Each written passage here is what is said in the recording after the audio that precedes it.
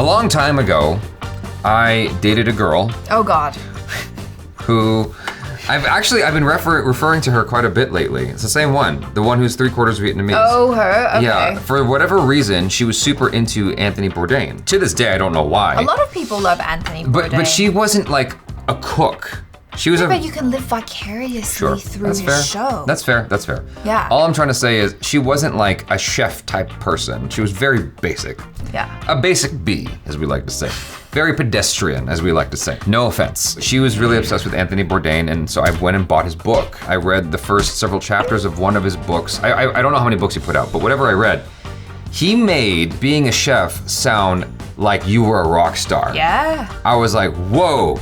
That's wild. But anyway, that's a whole other thing. I just thought I'd throw that in there. This is from CNN's YouTube channel. It says, Antony Bourdain, Indian food won't kill you. As a young guy, I didn't know much about Indian food, and my very first experience at an Indian restaurant was an Indian woman getting mad at a waiter for not believing her. She said, I saw her put it back in the pitcher. I saw it with my own eyes. She was really upset that some random broad took her water and threw it back in the pitcher. She just thought it was unsanitary. Yeah. That's what I remember, and the chicken tasting fine. I don't think it was a good Indian restaurant. So nowhere near as good as the food in India. Yeah, but that Indian restaurant didn't kill you because you're still here. Exactamundo. Although there have been some Indian restaurants that have tried to kill me. I mean, that's being hyperbolic, but yeah, there's a story. Oh, the coconut, the coconut. Yeah, the coconut milk. Anyway, we'll save that for the discussion part of this. Yes. Here we go. You're eating. I mean, what happened? I mean, in all honesty, your show has started to make me think about food and about that it's more than just fuel, and that I don't know. I sort of had I actually went to Tangier because you had gone there and I enjoyed your show on it, and I thought, yeah, that would be a cool place to go. So. You've had a big impact on me, I will say. Well, I've done some good in the world, and we're eating well today. Nice choice. For the new series, you went to Punjab in India, and I mean, you're eating a lot of vegetarian food, which is something you really don't seem to like, or you don't have much of a history with.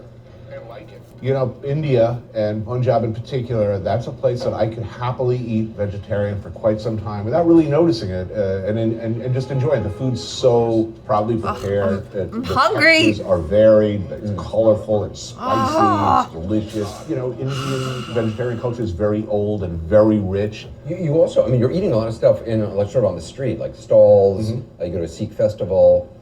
Sick. I would be very. I mean. I've been to India a bunch of times, and for me, a large part of going to India is trying not to get sick. The hygiene may not be what you would like.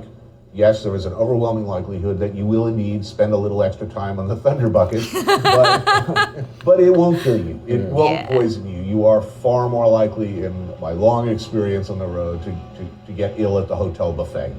Really? You find that? It's the killer. I don't know about that. If one of my Didn't happen to me. Down, it's that breakfast buffet, out of the chafing dish. I disagree with that. Bolognese at the. Wait a minute. Spaghetti bolognese is my go-to.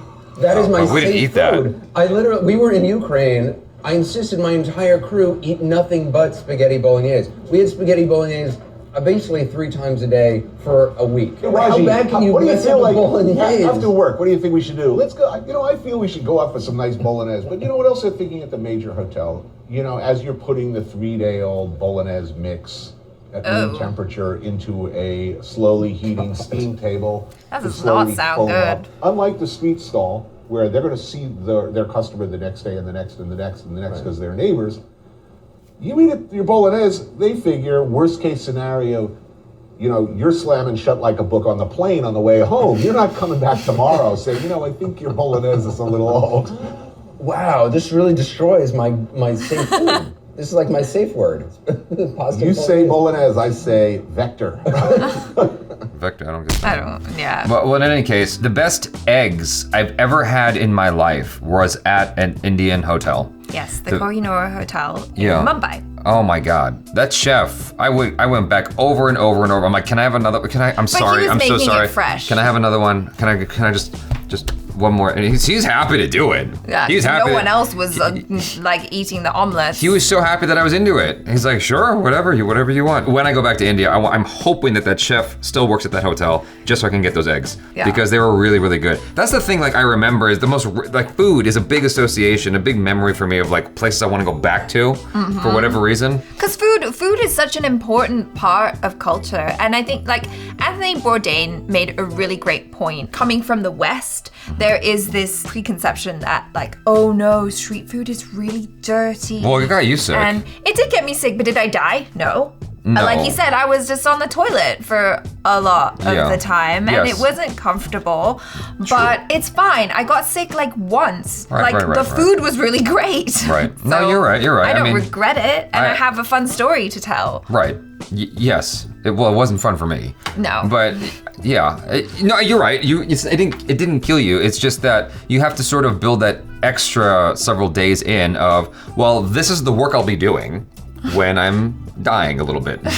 When I'm just like detoxing my body from the toxins, but like emptying everything out. This is what I'll be doing, because you don't usually account for that. You're accounting for everything going smooth, not exploding out of you.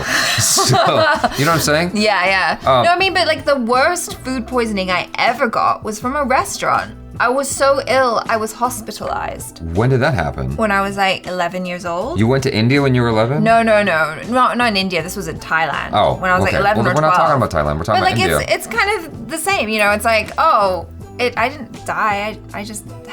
I was on an IV for a day, but it's fine. Well, anyway, the story of how the Indian restaurant tried to kill Jaby Koay. Oh, okay, yeah, let's talk about that. So we were is it Tarzana? Yes. I think it's Tarzana. There's a restaurant there that Achara and I would go to frequently whenever we were visiting Megan Leigh. And so we decided to go there on our own. But that day, they apparently were out of coconut milk. And he can only have coconut curry chicken. Yeah. I explained this in the recent food vlog that we put out, where I can't do dairy, so I usually take dairy pills. I didn't have dairy pills with me because I wasn't expecting to eat milk. We get to the restaurant and we order samosas. Sorry, it's been a while. Chicken samosas. We order two of those. The chef comes back and he goes, yeah, we're out of coconut milk. And we have our chicken samosas now. And so I'm like, you know what? We'll just cancel everything. We'll eat the chicken samosas and hop to another restaurant. We'll do a bump and bump.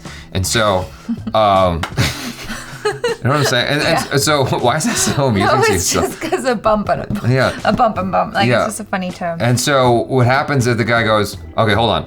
It goes to the back. And you remember this better than I do, because I wasn't super paying attention. No, you weren't, because you were on your phone. So, like, they were conferring in the back. Because I've worked in restaurants before for many years. I knew, because it was quiet in the restaurant, and I knew that they were going, oh no, like, we have these one customers at lunch and they only wanted to pay for the samosa and leave, but the whole check's like $30. Yeah. The samosa's like $5. $40. Yeah, it was expensive, like it was it was like a substantial amount of money for a meal for two, right? Right. In an Indian restaurant in America. I could just see them and I couldn't understand what they were saying because I didn't speak the language, but they were like going back and forth and I was like, I know what they're doing. And you heard milk. Yeah, and I was like, I know what they're doing. They're trying to figure out. Achara was able to glean some of the words. Yeah, and I was like, I know what they're doing. They're trying to figure it out. They're gonna try and go to a store close by and buy some coconut milk and come back and make it for us. That's what I thought was gonna happen. Well, that's what he came back and he said. Yeah. Oh, like, we have coconut milk.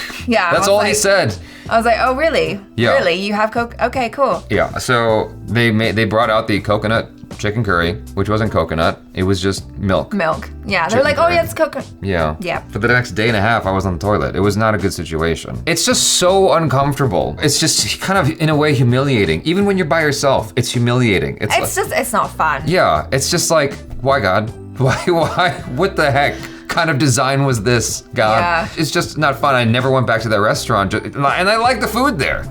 It's just like, I got burned. That also kind of reminds me of, I don't know if it was Hassan Minhaj or like another comedian. I think it's just called, I think he just calls himself Hassan Minhaj. Hassan Minhaj. I was like trying to be fancy, but like whatever. I think he said something about how like when you're trying to explain that you're lactose intolerant to like an Indian uncle or something, and they were all just like, yeah, that's not real though. Like, right. No. Yeah. Oh, you're lactose intolerant? Cool, let me just put some more milk and cream in your food and there you go. I will say this though, the way they prepare milk might be different in India somehow, some way, some shape, some form, because the gulab jamun didn't hurt me. And that's cream cheese, isn't it? Yeah. So the milk processing might be different in India than it is in the States. Surprisingly, for me, as an American who's like ignorant, the way they process the milk is actually healthier in India potentially than it is over here in the States. Quite likely. Because I didn't break out with any acne and I didn't have any make crazy bathroom runs while I was in India. This video does make me very curious about, you know, traveling to other parts of India and trying the cuisine from the different regions, and like that looked so nice, all that Punjabi food that he was eating, and like I'm hungry right now, and watching that I was just like, yeah. Looks so delicious. You guys hopefully enjoyed some of that. Thanks so much for hanging out, and check out Achara Kirk on the social media. Check out her gaming videos on youtube.com/Achara. Subscribe if you haven't already. Hit that bell icon. All notifications, please. Check out our other reactions, reviews, short films, vlogs, and interviews. I'm Jaby Koay. This is Achara Kirk. Peace out.